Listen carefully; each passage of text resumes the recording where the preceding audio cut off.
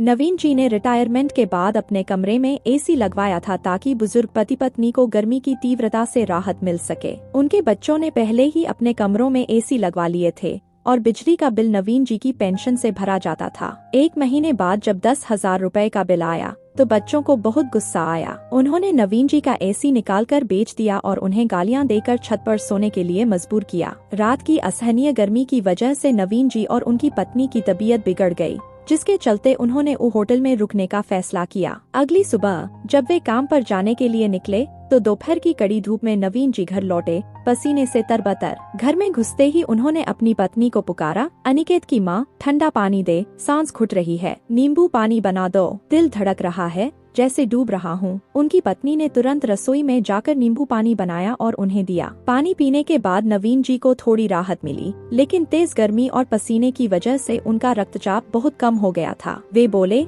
अब यह गर्मी बर्दाश्त नहीं होती, लेकिन क्या करें, महंगाई इतनी बढ़ गई है कि महीने की शुरुआत में ही सारे पैसे खत्म हो जाते हैं। उनकी पत्नी ने जवाब दिया, अनिकेत और अभिषेक के कमरों में तो एसी है ही, हम क्यों न सेकंड हैंड एसी ले लें। आजकल तो कम बिजली खपत वाले एसी भी किस्तों पर मिलते हैं। नवीन जी ने अपने कंधे पर पड़े गमछे से पसीना पोंछा और खाली गिलास पास की चौकी पर रखते हुए बोले, बात तो तेरी सही है, मैंने एक बिसी डाली है जो इस महीने टूटेगी, 50,000 की है, उससे एसी आसानी से लिया जा सकता है और अपने कमरे का बिजली बिल भी भरा जा सकेगा। बाकी बिल तो मेरी पेंशन से ही भरता है। यह सुनकर उनकी पत्नी ने राहत की सांस ली। घर बड़ा था और दोनों बेटों के कमरे भी बड़े थे। दोनों बेटों का एक एक बच्चा था, लेकिन दोनों ने 2-2 टन के एसी लगवाए थे। शादी के बाद से ही दोनों बहुएं सास ससुर से ज्यादा बात नहीं करती थी और उनकी जिम्मेदारी भी नहीं लेती थी। हर बहू सिर्फ अपने पति के लिए खाना बनाती थी। जब नवीन जी की पत्नी ने देखा कि बहुओं को उनके किसी काम में रुचि नहीं है, तो उन्होंने बिना विवाद के साफ कह दिया,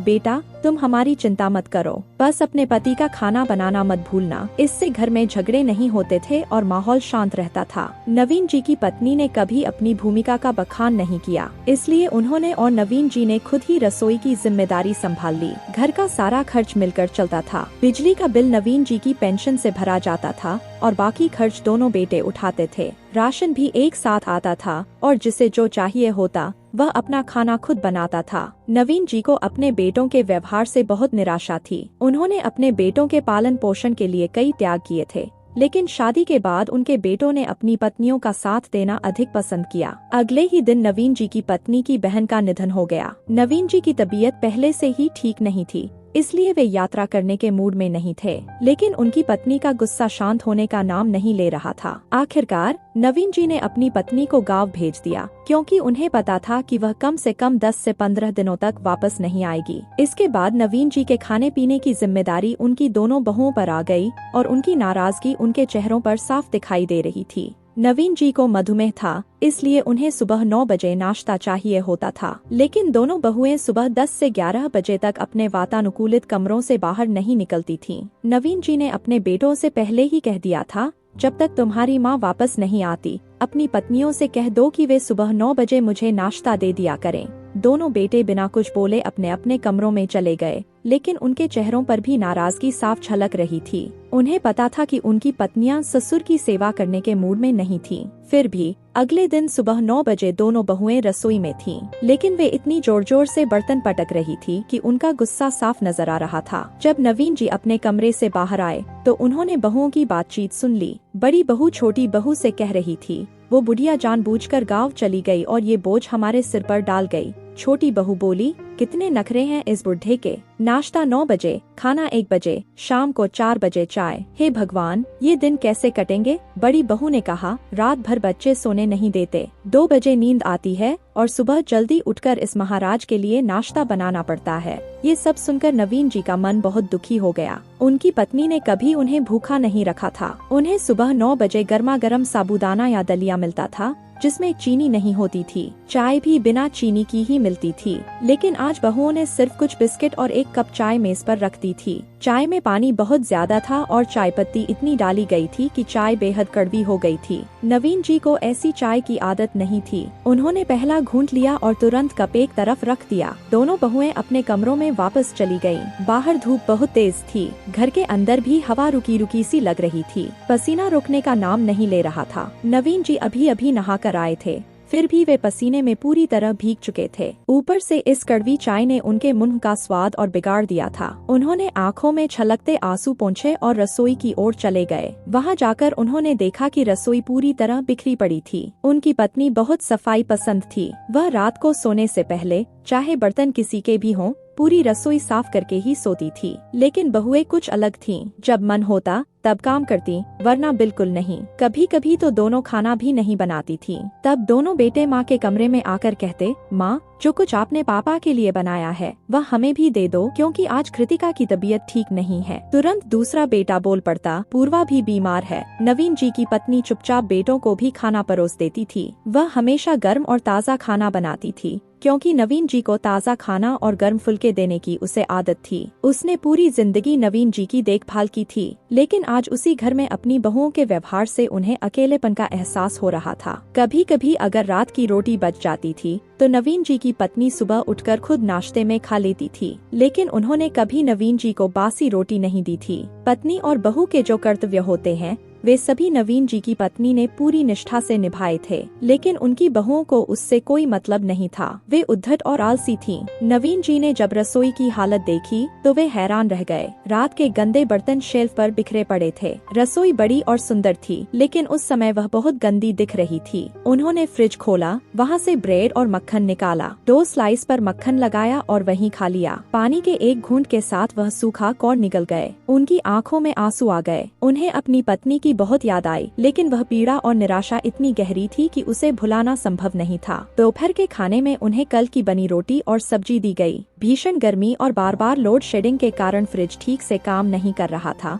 जिससे सब्जी सड़ने लगी थी और उसमें से दुर्गंध आ रही थी। नवीन जी के मन में विचार आया कि पिछले 34 सालों में उनकी पत्नी ने उन्हें कभी बासी रोटी नहीं दी थी और आज उन्हें इस सड़ी हुई सब्जी की दुर्गंध सहनी पड़ रही थी। उन्हें उल्टी आने को हुई, पर वे किसी तरह संभल गए। उन्होंने थाली वैसे ही एक ओर रख दी और बड़ी बहू से कहा, मुझे बस एक गिलास दूध दे दो। इस पर बड़ी बहू नाराज होकर बोली, पिताजी, आपके बहुत नखरे हैं। अब रोटी सब्जी दी तो अब दूध भी चाहिए। यह सुनकर नवीन जी को बहुत गुस्सा आया। वे बोले, क्या तुम अपने पिता को भी ऐसा खाना देती? देखो, यह सब्जी सड़ गई है, कितनी बदबू आ रही है और रोटी भी बासी है। नवीन जी की पत्नी ने उन्हें पहले ही समझाया था कि बहुओं से झगड़ा मत करना, लेकिन अब उनका धैर्य खत्म हो गया था। यह सुनकर बड़ी बहू और भी भड़क गई। उसका चेहरा गुस्से से लाल हो गया और वह तिरस्कार भरे स्वर में बोली, एक काम करो, माँ को वापस बुला लो, वही आपकी देखभाल कर सकती है। क्या मुसीबत है? कभी यह नहीं चाहिए, कभी वह नहीं चाहिए। सब्जी बिल्कुल ठीक है, लेकिन आपको तो बदबू आ रही है।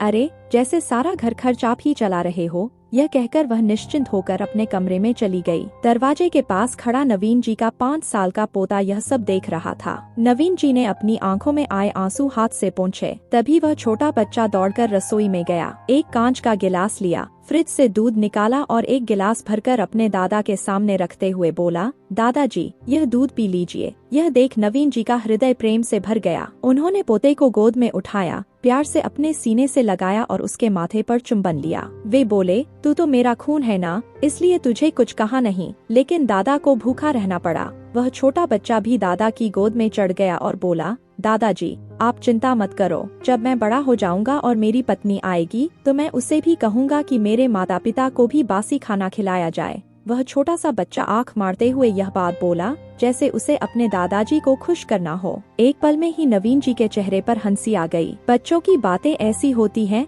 कि इंसान का अंतःकरण हिला देती हैं। रात को दोनों बच्चे वापस आ गए और खाने के लिए डाइनिंग टेबल पर बैठे। आज मटर पनीर बनाया गया था, लेकिन उसकी हालत बहुत अजीब थी। ग्रेवी फीकी लग रही थी और उसमें प्याज के बड़े बड़े टुकड़े तैर रहे थे। नवीन जी ने खाना देखा और झुंझला गए। वे बोले, यह क्या खाना बनाया है? देखो तो सही, प्याज और टमाटर पानी में तैर रहे हैं। तुम्हारी माँ ने कभी ऐसा अधपका खाना परोसा था क्या? अरे, तुम्हारी पत्नियां तो नारी जाति के लिए कलंक हैं। इन्हें साधारण खाना बनाना भी नहीं आता। अनिकेत ने कहा, ऐसा कुछ भी बुरा नहीं है पापा, चल सकता है। उसने मटर पनीर अपनी थाली में परोसा और बच्चों के साथ खाने लगा। वह आगे बोला, माँ को खाना बनाना और घर संभालना आता था क्योंकि वह पढ़ी लिखी नहीं थी, लेकिन आज की लड़कियाँ उच्च शिक्षा लेती हैं, इसलिए उनके पास घर संभालने का समय नहीं होता। हम भी तो समझौता कर ही रहे हैं ना? यह सुनकर नवीन जी का गुस्सा और बढ़ गया। वे बोले, अच्छी पढ़ाई का मतलब क्या ससुर से उग्र होकर बात करना है? अगर पढ़ाई से घर का काम और इंसानियत संभालने की समझ नहीं आती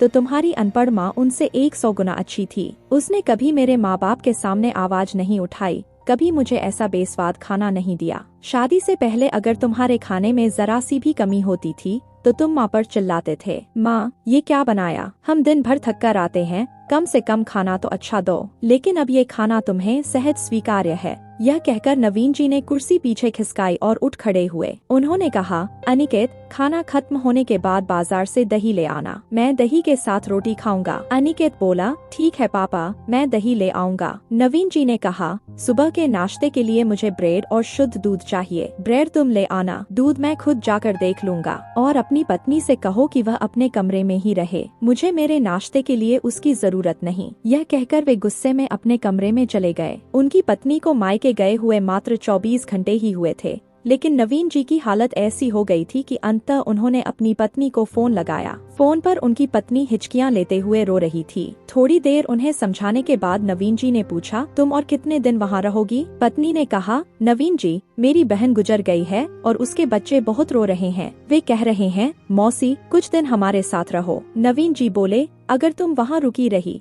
तो शायद मैं जिंदा रहूं या नहीं, पता नहीं। यह सुनकर उनकी पत्नी घबरा गई। वह बोली, नवीन जी भगवान ना करे ऐसा कुछ हो, आप ऐसा क्यों बोल रहे हैं? नवीन जी ने कहा, इन दोनों ने मेरा जीवन नर्क बना दिया है। सुबह कड़वी चाय सामने लाते हैं, कभी बासी रोटियां और सब्जी। तुम्हें तो पता है मुझे ऐसा खाना खाने की आदत नहीं है। कुछ कहो तो उनके मुंह पर 2 हाथ लंबी जुबान लग जाती है। यह सब मैं एक दिन भी सहन नहीं कर सकता। फिर भी मैंने तुम्हें कभी वहाँ रुकने से मना नहीं किया, लेकिन भगवान के लिए जितनी जल्दी हो सके वापस आ जाओ। 4 दिन तक नवीन जी ने दही और ब्रेड खाकर जैसे तैसे दिन बिताए। अंततः उनकी पत्नी लौट आई तो उन्हें चैन मिला, लेकिन दोनों ही तेज गर्मी से परेशान थे। नवीन जी के पूरे शरीर पर पसीने के कारण लाल दाने निकल आए थे। उनकी पत्नी ने कहा, गांव में बहुत गर्मी है। अनुज ने उनके कमरे में एसी लगवाया था, इसलिए रात को कुछ नींद आ जाती थी, लेकिन बेचारा ज्यादा बिजली का बिल नहीं भर सकता था, इसलिए दिन में बहुत गर्मी लगती थी। नवीन जी के हाथ और सीने पर लाल दाने निकल आए थे। जरा सा पसीना आता तो जलन होती थी। दोनों गर्मी से बेहद बेचैन थे। उनके दोनों बच्चे पहले ही कह चुके थे कि हमारे खर्च बहुत बढ़ गए हैं, हम अभी एक और एसी नहीं लगवा सकते। यह सुनकर नवीन जी ने सोचा कि अब समय आ गया है कि वे अपने पैसों से 1 टन की क्षमता वाला एसी खरीदे और अपने कमरे में लगवाएं। यह देखकर दोनों बच्चे हैरान रह गए। एसी चालू करते ही दोनों ने राहत की सांस ली। रात को बच्चे उनके कमरे में आए और बोले, पापा आपने बताया ही नहीं कि आप एसी खरीदने वाले हैं। नवीन जी बोले, तुमसे पूछकर भी क्या फायदा, पहले ही तो साफ मना कर दिया था। मैं कूलर इस्तेमाल कर रहा था, लेकिन अब वह भी खराब हो गया है, इसलिए एसी लिया। जिंदगी भर संघर्ष ही किया, लेकिन कम से कम अब तो हमें थोड़ी राहत मिले। तुम लोगों को अच्छी नौकरियां मिली तो लगा था कि हमारे भी अच्छे दिन आएंगे, पर हम तो उस मामले में बदनसीब ही निकले। नवीन जी की शिकायतें थम नहीं रही थी। उनकी पत्नी ने कहा, ऐसा मत कहिए, थोड़े शांत हो जाइए। बच्चों, दरअसल कूलर खराब हो गया और तुम्हारे पिताजी और मुझे बहुत गर्मी भी हो रही थी, इसलिए मैंने ही इन्हें कहा कि ऐसी ले लो। अब गर्मी बर्दाश्त नहीं होती, हम तो बूढ़े हो गए हैं, थोड़ी राहत तो चाहिए। उन्होंने नवीन जी की बाह ऊपर कर बच्चों को उनके घायल हाथ दिखाए। उनके पूरे हाथ पर बड़े बड़े घाव थे। यह देखकर दोनों बच्चे शर्मिंदा होकर कमरे से बाहर चले गए। नवीन जी और उनकी पत्नी बहुत सावधानी से एसी का उपयोग कर रहे थे, लेकिन उनकी बहुएं एसी 24 घंटे चालू रखती थीं। उन्हें घर से बाहर जाना पसंद नहीं था। अगर 1 घंटे के लिए बाहर जाती भी तो जल्दी जल्दी खाना बनाकर निपट जाती थीं। नवीन जी की बहुएं उन्हें कुछ भी खाने को दे देती थीं, लेकिन उनके पति जो भी खाते थे, इसलिए नवीन जी और उनकी पत्नी को कोई आपत्ति नहीं थी। 1 महीने बाद जब बिजली का बिल 20,000 रुपए आया तो बच्चों ने घर में हंगामा कर दिया और गुस्से में बिल नवीन जी के मुंह पर फेंकते हुए बोले, पापा देखिए इतना बड़ा बिल, इसे भरेगा कौन? यह देखकर नवीन जी को बहुत गुस्सा आया। उन्होंने बिल उठाकर देखा, सच में 20,000 रुपए का बिल आया था। इससे पहले करीब 15,000 रुपए से 16,000 रुपए का बिल आता था, जो वे अपनी पेंशन से भरते थे। नवीन जी शांत होकर बोले, ऐसा क्यों चिल्ला रहे हो? घर में 3 एसी चल रहे हैं तो बिल तो इतना आएगा ही ना। अनिकेत गुस्से में बोला, यह बिल कौन भरेगा? नवीन जी बोले, पहले भी मेरी पेंशन से यह बिल भरता था, अब 5,000 रुपए तुम दोनों डाल दो तो क्या बुरा है। अनिकेत गुस्से में बोला, मेरी लॉटरी नहीं लगी है कि मैं 5,000 रुपए डालूं। घर का खर्च पहले ही बहुत है और मेरे बच्चे की फीस 8,000 रुपए है, मैं नहीं भर सकता। उसका छोटा भाई बोला, मैं कहाँ लाखों का वेतन कमाता हूँ, मुझे बेटे की स्कूल एडमिशन के लिए 25,000 रुपए चाहिए, वह भी नहीं जुटा पा रहा हूँ। रात को बच्चे उनके कमरे में आए और बोले, पापा आपने बताया ही नहीं कि आप ऐसी खरीदने वाले हैं।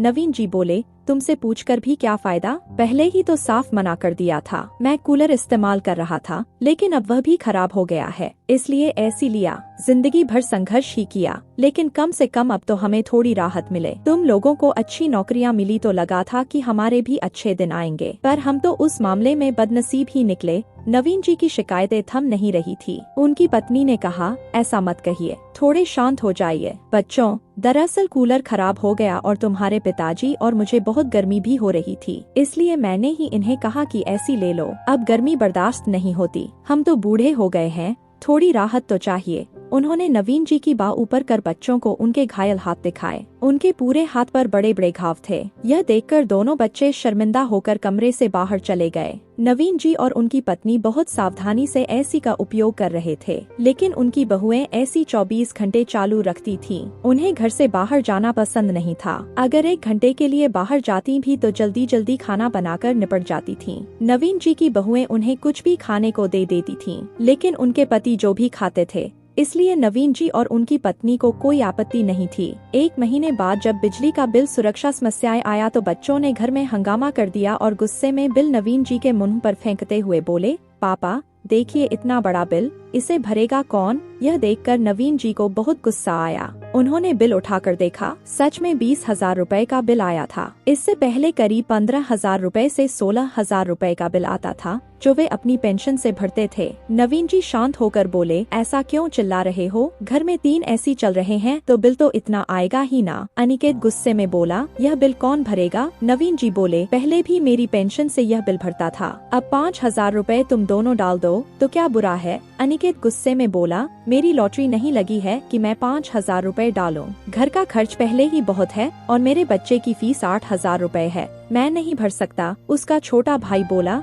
मैं कहाँ लाखों का वेतन कमाता हूँ, मुझे बेटे की स्कूल एडमिशन के लिए 25,000 रुपए चाहिए, वह भी नहीं जुटा पा रहा हूँ, तो बिजली का बिल कैसे भरूं। नवीन जी गुस्से में बोले, कई सालों से मैं ही तुम्हारे कमरे का एसी का बिल भरता आया हूँ और खुद गर्मी में तड़पता रहा, अब मेरी बारी आई तो तुमको परेशानी हो रही है। ठीक है, अब हर किसी को अपना खर्चा खुद उठाना होगा। बिजली का बिल तुम अपना अपना भरो, मैं अपना भर लूंगा और घर का खर्च तो मेरी पेंशन से मैं और मेरी पत्नी दोनों आराम से चला लेंगे। यह सुनते ही दोनों बच्चे गुस्से में आ गए। बड़ा बेटा बोला, ठीक है, फिर अब सब कुछ छोड़कर बाहर जाने की तैयारी करो। नवीन जी का गुस्सा बढ़ गया। उन्होंने कहा, मैं क्यों जाऊं अपना घर छोड़कर। दोनों बच्चे आगे बढ़े जैसे कि लड़ने को तैयार थे। उनकी पत्नी बीच में आई और बोली, तुम्हें शर्म नहीं आती, तुम अपने बाप को मारने जा रहे हो। बच्चों ने नहीं सुना और उनमें से एक ने उन्हें जोर से धक्का दे दिया, जिससे वह जमीन पर गिर पड़ी। नवीन जी का हाथ उन्होंने मजबूती से पकड़ा और कहा, यह घर सिर्फ तुम्हारा नहीं है,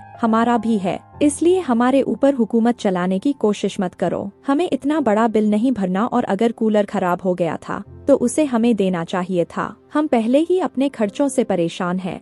यह आखिरी बात अभिषेक ने गुस्से में कही। अनिकेत ने गुस्से में कहा, छोड़ो, इनका हाथ पकड़ो, चलो इस एसी को उतार कर बेच डालते हैं। नया स्केलेबिलिटी है, आराम से बिक जाएगा और इन्हें छत के ऊपरी कमरे में डाल दो। ये बुजुर्ग वहीं अपना बाकी का जीवन बिता लें, यही इनके लिए ठीक है। अभिषेक ने नवीन जी का हाथ इतनी जोर से पकड़ा कि उन्हें असहनीय दर्द होने लगा। उनकी वृद्ध हड्डियों के टूटने का डर लगने लगा। दर्द से वे तड़पने लगे। उनकी पत्नी की आंखों में आंसू थे। वह पहले ही जोर से गिर चुकी थी, लेकिन जैसे तैसे उठकर नवीन जी के साथ खड़ी हो गयी। दोनों बेटों ने उनका सारा सामान उठाया और उन्हें छत के ऊपरी कमरे में फेंक दिया। वहाँ न पंखा था न लाइट। जा ऊपर सो कहकर उन्होंने एसी भी उतार कर बेच दिया। नवीन जी और उनकी पत्नी रुक रुक कर रोते रहे। उन्होंने अपना पूरा जीवन बच्चों के लिए बलिदान किया था और अब यह दिन देखना पड़ा। जो सुख के दिन उन्होंने कभी चाहे थे वे तो दूर थे ही, बच्चों ने उन्हें इतने अपमानजनक तरीके से मजबूर कर दिया कि वे पूरी तरह हताश हो गए। ऊपरी कमरे में गर्मी और बढ़ गई थी। पूरे घर पर बच्चों ने कब्जा कर लिया था और माँ बाप के कमरे में भी ताला लगा दिया था ताकि वे दोबारा अंदर न जा सकें। गर्म हवा की लपटें उनके कानों में पड़ रही थीं। उनके शरीर पर पसीने के घाव जलने लगे। आखिरकार एक रात दोनों ने घर छोड़ने का फैसला किया और वहाँ से चले गए। सुबह जब दोनों भाई अजय और विक्रम ऑफिस के लिए निकले तो उन्हें कोई फर्क नहीं पड़ा, बल्कि वे खुश थे कि पूरा घर अब उनके कब्जे में है। लेकिन किस्मत ने कुछ और ही खेल रचा था। ऑफिस पहुंचते ही दोनों की नौकरी छिन गई। अजय के बॉस ने गुस्से में कहा, तेरी लापरवाही की वजह से मेरी महत्वपूर्ण फाइल गायब हो गई, जिससे मुझे लाखों का नुकसान हुआ। तू नौकरी से निकाला जाता है। विक्रम के बॉस ने भी चिल्लाकर कहा, मैंने तुझे पैसे की हेराफेरी करते पकड़ा है। तू फायदे के ऑर्डर लाकर चुपके से बेचता है। यह मैं बर्दाश्त नहीं करूँगा। निकल जा, तुझे नौकरी से निकाल दिया गया है। विक्रम ने यह गलत काम अपनी पत्नी और बच्चों की लगातार मांगों के दबाव में किया था। उनकी जरूरतों को पूरा करने के लिए वह गलत रास्ते पर चल पड़ा। दोनों भाई रोते हुए घर लौटे। जब उनकी पत्नियों को यह सब पता चला तो वे डर गयीं। विक्रम ने गुस्से में अपनी पत्नी पर चिल्लाना शुरू किया, तुम्हारी वजह से हमें अपने माता पिता को घर से निकालना पड़ा और अब हमारे बुरे दिन शुरू हो गए हैं। शायद अब हमें भूखे मरना पड़े। उधर नवीन जी और उनकी पत्नी गांव जा रहे थे क्योंकि उनकी पत्नी की बहन का निधन हो गया था। उनका बेटा अनुज बहुत नेकदिल निकला। उसने अपने माता पिता को खुशी खुशी अपने घर में रखा और उनकी खूब सेवा की। उनके लिए एयर कंडीशन वाला कमरा तैयार किया। नवीन जी ने फिर कभी शहर लौटने का विचार नहीं किया। इधर अजय और विक्रम के हालात बद से बदतर होते गए। उनका जीवन पूरी तरह बर्बाद हो गया। उनका घर बिक गया, नौकरियां चली गयीं और उनकी पत्नियों ने उन्हें ताने मारने शुरू कर दिए। आखिरकार दोनों अपनी पत्नियों के मायके में रहने को मजबूर हुए, जहां उन्हें हर दिन अपने माता पिता के अपमान और तिरस्कार की बातें सुननी पड़ती थीं। माता पिता का अपमान करने वालों का यही हश्र होता है। यह कहानी हमें सिखाती है कि माता पिता की सेवा हमारा कर्तव्य है। उन्हें कभी अपमानित नहीं करना चाहिए। जो लोग उन्हें छोड़ देते हैं उनकी किस्मत भी उनका साथ छोड़ देती है। तो दोस्तों, यह थी आज की कहानी। इस कहानी के बारे में आपकी राय कमेंट बॉक्स में जरूर बताएं। अगर आपको कहानी पसंद आई तो वीडियो को लाइक करें, चैनल को सब्सक्राइब करें और बेल आइकन को ऑल पर सेट करें ताकि आपको नए वीडियो की सूचना तुरंत मिले। धन्यवाद।